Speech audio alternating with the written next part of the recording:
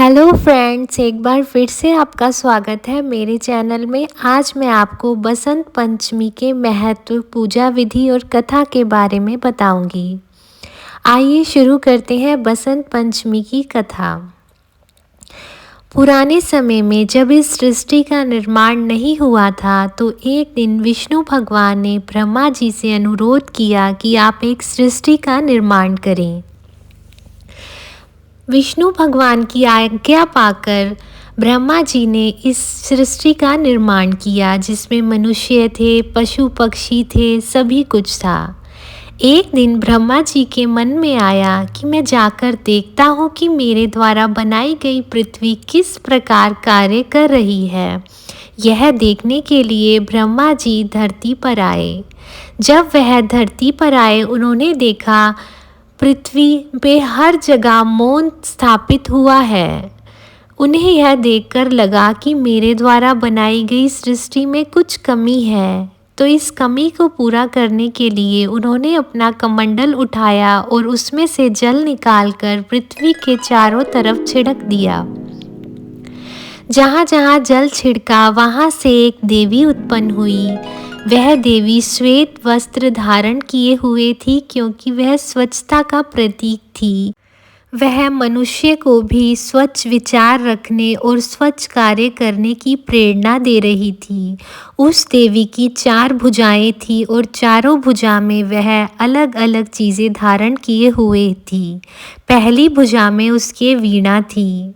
वीणा 7 सुरों से बजती है। वह देवी मनुष्य को प्रेरणा दे रही थी कि जीवन में हर सुर बजाना चाहिए, यानी दुख और मुस्कुराहट और गम सभी चीज़ों को साथ लेकर चलना चाहिए।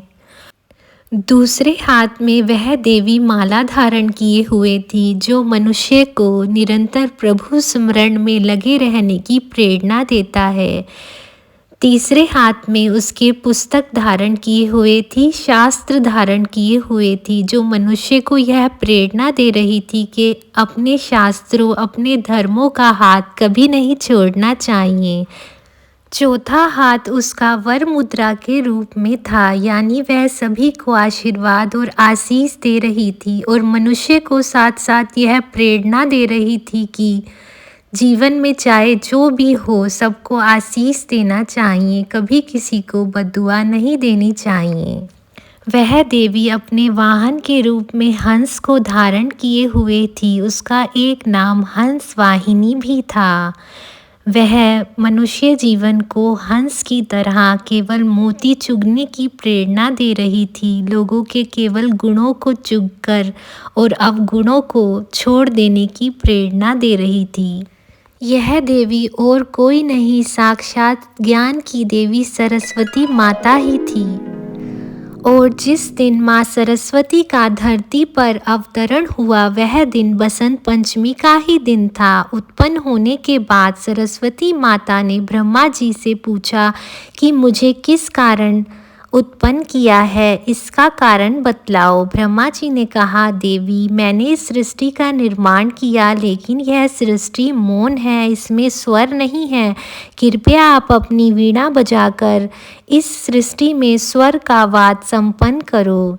इतना आज्ञा पाकर सरस्वती माता ने अपनी वीणा को उठाया और बजाना शुरू कर दिया। जैसे ही माता ने अपनी वीणा बजानी शुरू करी, सृष्टि में कलकल की आवाज़, चिड़ियों की चहचहाहट की आवाज़, मनुष्य के स्वर की आवाज़ गूंजने लगी तथा सभी अपनी परेशानियों को, अपनी खुशी को जाहिर करने लगे। पक्षी चहचहाने लगे, नदियाँ खल खल करके बहने लगी, वायु भी वेग के द्वारा आवाज़ करती हुई बहने लगी। इस तभी से यह बसंत पंचमी का त्यौहार मनाया जाता है।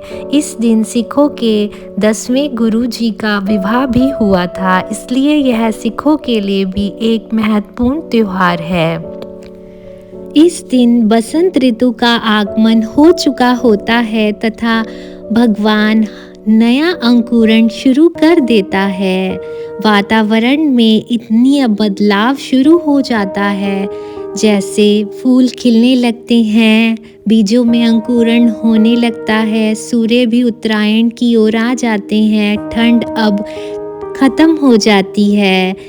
यह देखकर हमें प्रभु का शुक्रिया करना चाहिए कि भगवान सभी में नया जीवन भर देता है तथा इस त्योहार को अच्छे ढंग से मनाना चाहिए।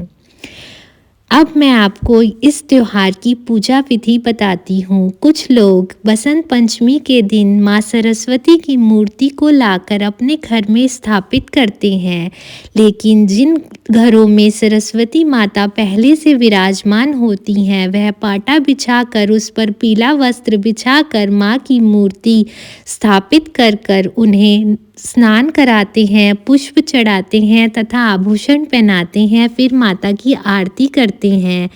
आज के दिन लोग पीले रंग की चीज़ों का प्रसाद में भोग लगाते हैं। कुछ लोग पीले चावल भी बनाते हैं और माता रानी को भोग लगाने के बाद घर के सभी लोगों में वह चावल बांटते हैं। आज के दिन विद्यार्थी भी माँ लक्ष्मी की पूजा करते हैं तथा विद्यालयों में भी माँ की पूजा की जाती है।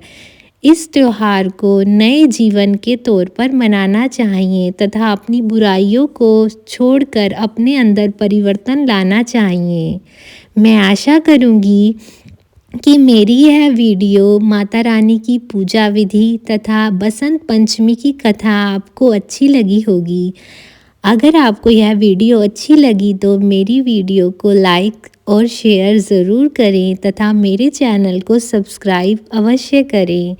आपको बसंत पंचमी की हार्दिक शुभकामनाएं। Thank you. Have a nice day.